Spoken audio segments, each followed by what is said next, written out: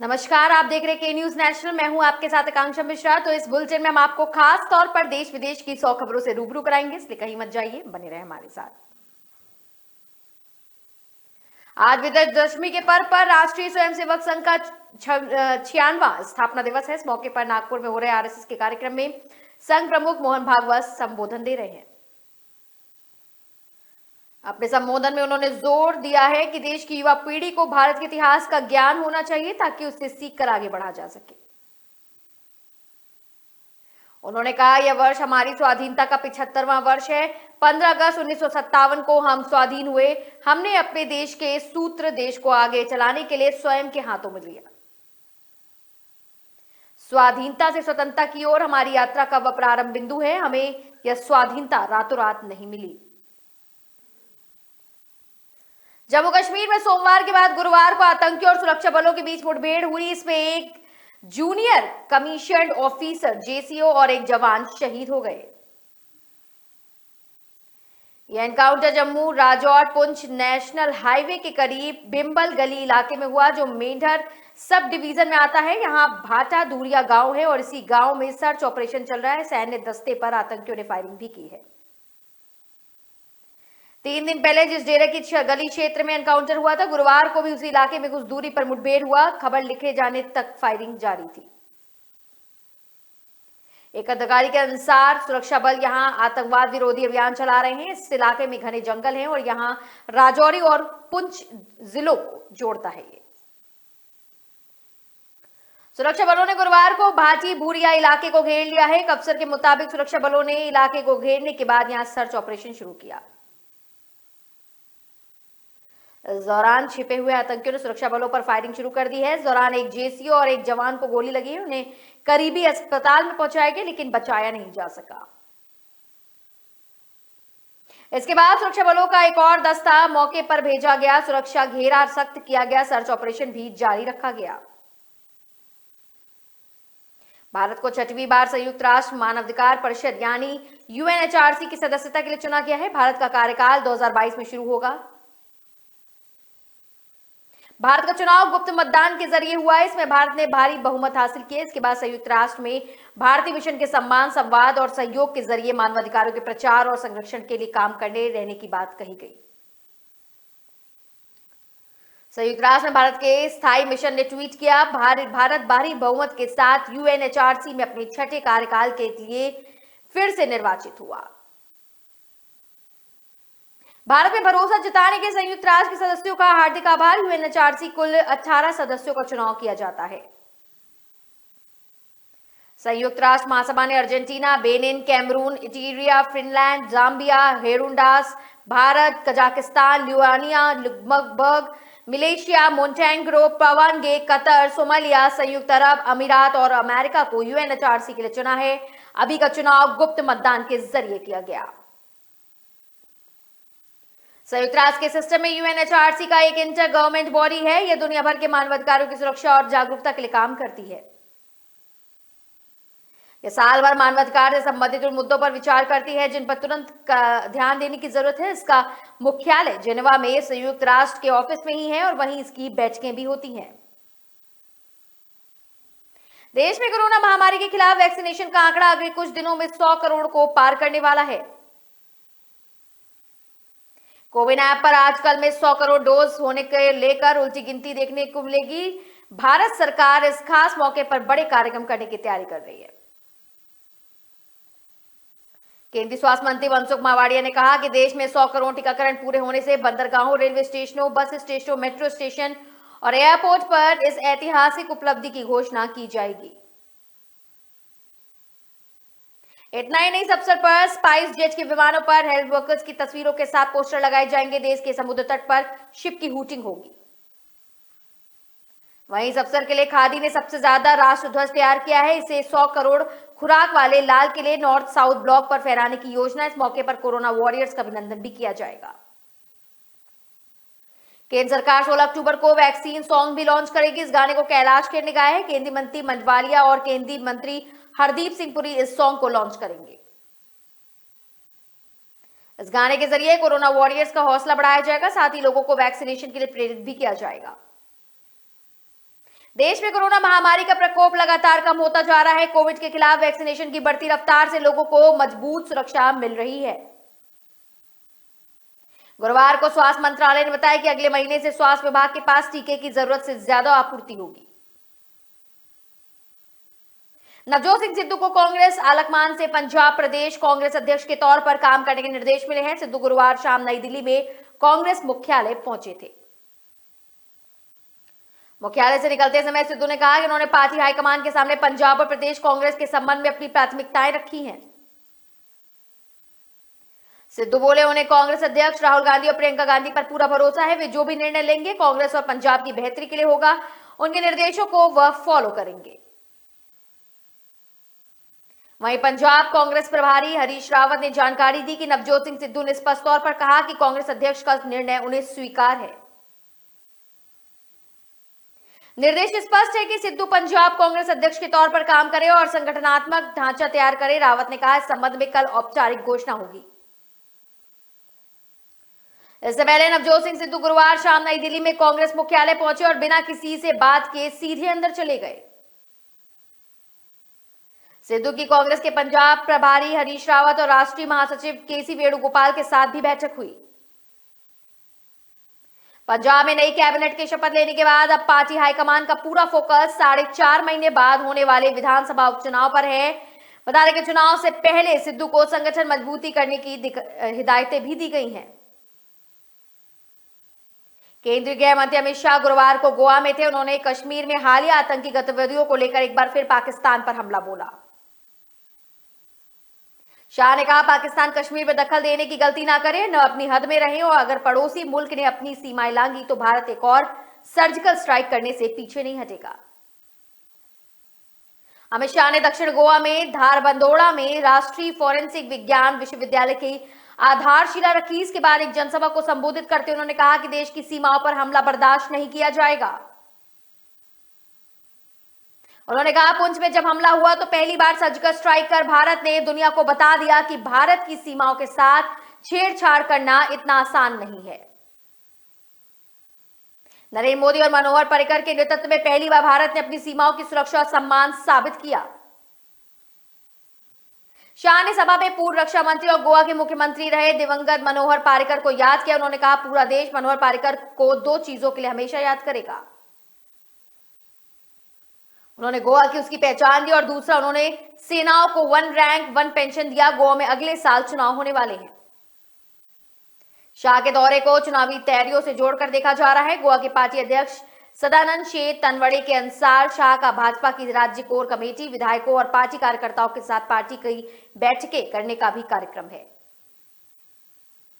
इससे पहले राज्य के चुनाव प्रभारी और महाराष्ट्र के पूर्व मुख्यमंत्री देवेंद्र फडणवीस, बीजेपी के राष्ट्रीय महासचिव सीटी रवि ने बुधवार को शाह के दौरे से पहले तैयारियों का जायजा लिया था।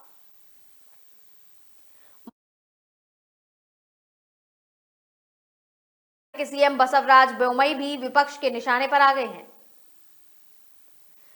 बोम्मई से पत्रकारों ने मॉरल पुलिसिंग की घटनाएं बढ़ने और कुछ आरोपियों को बीजेपी विधायकों द्वारा सपोर्ट किए जाने पर सवाल किया था। इस पर मुख्यमंत्री बोले कि किसी घटना पर प्रतिक्रिया होना लाजमी है। बोम्मई के इस बयान पर कांग्रेस महासचिव रणदीप सिंह सुरजेवाला ने कटाक्ष किया है। सुरजेवाला का कहना है कि किसानों से निपटने के लिए गुंडों की फौज तैयार करने के लिए हरियाणा सीएम के बयान के बाद कर्नाटक के सीएम ने एक और रत्न पेश किया है। बोम्मई के Newton theory action and reaction moral policing का समर्थन करने वाली है। अगर बीजेपी के मुख्यमंत्री गुंडागर्दी को सही ठहराएंगे तो कानून का पालन कौन करवाएगा। बोम्मई ने बुधवार को कहा कि समाज में कई तरह की भावनाएं होती हैं और किसी का व्यवहार एक सा नहीं होता है जिससे कि भावनाएं आहत हो।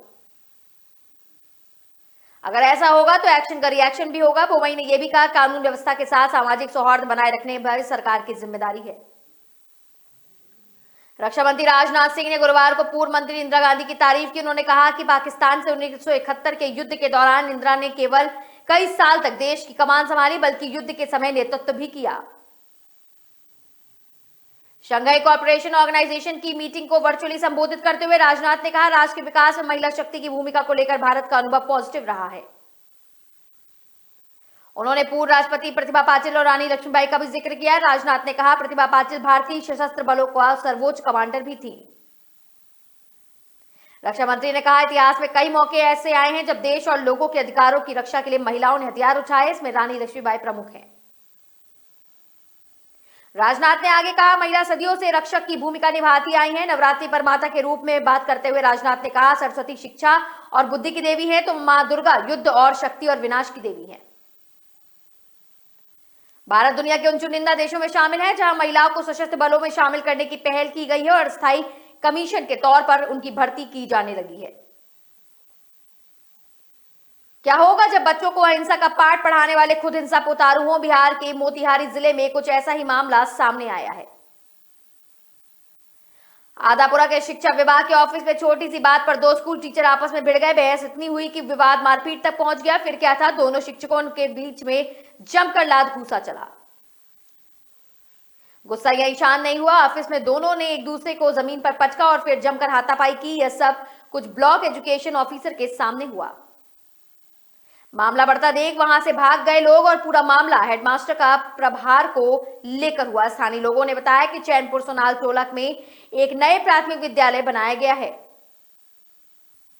यहां प्रिंसिपल के प्रभार को लेकर महीनों से विवाद चल रहा है। इस विवाद को लेकर जिला शिक्षा अधिकारी ऑफिस के निर्देशों पर बीईओ हरेराम सिंह ने पत्र जारी किया।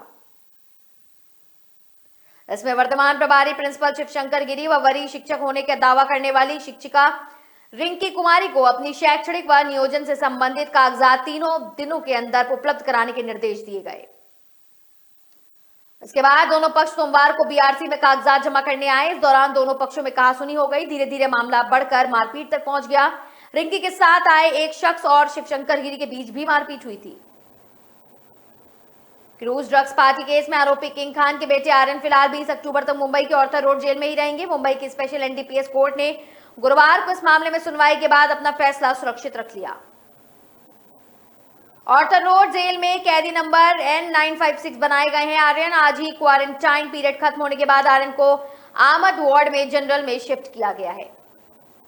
आर्यन के साथ केस के 5 अन्य आरोपियों को भी इसी वार्ड में शिफ्ट किया गया है। सभी अगले 6 दिन तक 250 से ज्यादा लोगों के साथ बेहद कष्टदायक जीवन बिताने वाले हैं। सुबह 6 बजे जेल अधिकारी बैरक में आते हैं और कैदियों को जगाने के लिए प्लेट या फिर सीटी बजाई जाती है। इसके बाद सभी को कतार में बैठा कर कभी कभी खड़ा करके अटेंडेंस भी ली जाती है। आर्यन को भी नियम के अनुसार सुबह 6 बजे उठना होगा। 7 बजे उन्हें नाश्ते में चाय और पोहा या फिर शीरा दिया जाएगा। सुबह 7 से 10 के बीच में स्नान का समय और इसी के दौरान आर्यन को ब्रेकफास्ट और स्नान दोनों करना होगा। आमद वार्ड से जनरल वार्ड में शिफ्ट होने के बाद अब आर्यन की परेशानियां बढ़ने वाली है। उन्हें जिस वार्ड में शिफ्ट किया गया है वहां की कैपेसिटी 50 से 80 लोगों की है, लेकिन वर्तमान स्थिति में 250 से ज्यादा बंदी एक साथ रह रहे हैं। बांग्लादेश में हिंदू मंदिरों पर हुए हमलों के बाद 22 जिलों में बॉर्डर गार्ड के जवान तैनात कर दिए गए हैं। इन हमलों में 4 लोगों की मौत हुई जबकि दर्जनों लोग घायल हैं। सोशल मीडिया पर पवित्र कुरान के अपमान की अफवाह के बाद हिंदुओं के घरों और दुकानों को भी निशाना बनाया गया। देश में कई जगह हिंसक घटनाओं के बाद मोबाइल इंटरनेट बंद कर दिया गया है। इस बीच प्रधानमंत्री शेख हसीना ने एक बयान जारी किया है। हिंसा में शामिल किसी भी शख्स को बख्शा नहीं जाएगा। इससे फर्क नहीं पड़ता कि उनका धर्म क्या है। गुरुवार को बांग्लादेश में दुर्गा पूजा का पर्व मनाया गया। इस दौरान हसीना ने राजधानी ढाका में ढाकेश्वरी मंदिर पहुंचकर हिंदू समुदाय के लोगों से मुलाकात की। सोशल मीडिया के जरिए अफवाहें फैलने के बाद देश के कई जिलों और इलाकों में हिंसा फैल गई। चांदपुर इलाके में कई लोगों के मारे जाने की खबर है। वहीं पुलिस ने दर्जनों लोगों को गिरफ्तार किया। बुधवार शाम को धार्मिक मामलों में मंत्रालय ने बयान जारी करके कहा कि उसे सूचना मिली है कि इस्लाम के पवित्र ग्रंथ का कोमिला में अपमान किया गया। ताइवान के काओशुंग शहर में गुरुवार को 13 मंजिल इमारत में भीषण आग लग गई। इसकी चपेट में आने से 46 लोग की मौत हो गई जबकि 98 लोग झुलस गए हैं। दमकल विभाग ने बताया कि घायलों को अस्पताल में ले जाए गए, जिनमें 14 की हालत गंभीर बताई गई। दमकल विभाग के अनुसार आग बेहद भीषण थी और इमारत की कई मंजिलों में आग में खाक हो गई। अधिकारियों ने बताया कि आग तड़के करीब 3 बजे की है। आग लगने की वजह से अभी पता नहीं चला है। घटनास्थल पर मौजूद लोगों ने बताया कि उन्होंने तड़के 3 बजे एक विस्फोटक की आवाज सुनी थी। अधिकारियों ने पहले चेतावनी दी थी कि 7वीं और 11वीं मंजिल के बीच इमारत के रिहायशी हिस्से में लोग फंसे हो सकते हैं। हालांकि अब इमारत को पूरी तरह से खाली कर लिया गया है। इस आगजनी के कई वीडियो सोशल मीडिया पर शेयर किए गए। वीडियो में इमारत की निचली मंजिलों से आग की लपटें और धुआं निकलते हुए देखा जा रहा है। वहीं दमकल गाड़ी सड़क से इमारत पर पानी का छिड़काव करते हुए भी नजर आ रही है। आधिकारिक बयान के अनुसार इमारत करीब 40 साल पुरानी है। इमारत के निचले हिस्से में रेस्टोरेंट, सिनेमा हॉल भी था, लेकिन बीते कई दिनों से बंद थे। इस हादसे के बाद दमकल अधिकारियों ने लोगों से अपील की है कि अपने घरों में या फिर आसपास कूड़ा करकट जमा न होने दें, साथ ही घर की सीढ़ियों को भी साफ रखने के लिए कहा है। पंजाब कांग्रेस के प्रधान नवजोत सिंह सिद्धू और मुख्यमंत्री चरणजीत सिंह के बीच में खटास आने के बाद प्रदेश कांग्रेस से नए समीकरण बनते दिख रहे हैं। सीएम बनने के बाद चन्नी गुरुवार को पहली बार पूर्व मुख्यमंत्री कैप्टन अमरिंदर सिंह से मिलने पहुंचे। चन्नी के साथ उनकी पत्नी और बेटा बहू भी मौजूद थे। कैप्टन अमरिंदर को हटाकर ही चन्नी को सीएम बनाया गया था। चन्नी ने जिस दिन शपथ ली, उसी दिन कैप्टन ने उन्हें लंच पर न्योता दिया था। हालांकि तब उन्होंने व्यवस्था का हवाला देते हुए इनकार कर दिया था, लेकिन कैप्टन अमरिंदर और सीएम चन्नी की मुलाकात कैप्टन के सिस्मा फॉर्म में हुई।